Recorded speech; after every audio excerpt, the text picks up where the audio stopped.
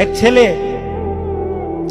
তার বাবার কাছে সাইকেল চায়, তার বাবার কাছে সাইকেল চায়, বাবা আমাকে একটা সাইকেল দাও। বাবা ছিল স্কুল মাস্টার। তো বাবা স্কুল মাস্টার, তার বেতন কি? সে কিভাবে সাইকেল কিনে দিবে?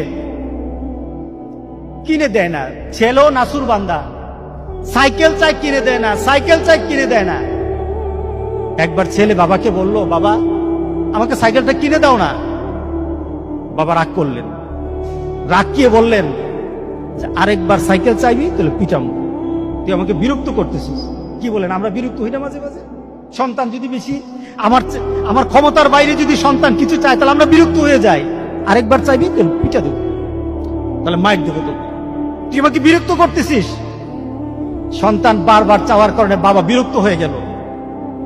সন্তান কিন্তু রাসূল বলে, সন্তান বাবার দিকে তাকিয়ে করুণ সুরে কাঁদতে কাঁদতে বলো, বাবা তুমি কি মারবা? তুমি ছাড়া আমি কার কাছে চাইবো বলো? তুমি ছাড়া তো আমার আর চাওয়ার জায়গা নাই। তুমি আমার আব্বা, এছাড়া আমি কার কাছে চাইবো? দেওয়ার ক্ষমতাও যদি তোমার থাকে তোমার কাছে চাইবো, না চাইলে চিঠো তোমার কাছে চাইবো। আমি কার কাছে চাইবো বলো? তুমি আমাকে ফিরিয়ে দিবা, কিন্তু আমি ফিরিয়ে দিলে দিতে পারো, কিন্তু আমি কার কাছে চাইবো? আমার তো তুমি ছাড়া কেউই নাই। বাবার সাথে সাথে ছেলেটাকে বুকের মধ্যে আঁকড়িয়ে ধরলেন।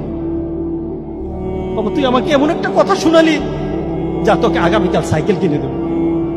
সুবহানাল্লাহ, সুবহানাল্লাহ। তার মানে কি, ছেলে তার বাবার হৃদয়ে টাচ করেছে। তার কথার মধ্যে আবেগ ছিল, ভালোবাসা ছিল, নিবেদন ছিল, যে বাবা তুমি না দিতে পারো, কিন্তু আমার তো তুমি ছাড়া কেউই নাই। তুমি না বল আমাকে ফিরিয়ে দিতে পারো, কিন্তু আমার চাওয়ার জায়গা তোমার ছাড়া আর তো কেউই নাই। আমি তোমার কাছেই তো চাইবো। আমরা যদি মাবুদের দরবারে, আল্লাহর দরবারে এভাবে চাইতে পারতাম, যেই মাবুদ দিতেই পারে, দিতেই পারে, দিতেই পারে, একমাত্র যিনি দিতেই পারে, তার কাছে ওই আবেগ দিয়ে যদি চাইতে পারতাম, কোনদিন কোন জিনিস আমাদেরকে ফিরিয়ে দিতেন না, কোনদিন ফিরিয়ে দিতেন না। আমরা চাইতেই পারি না, আমরা ওইভাবে আল্লাহর দরবারে চাচ্ছি না।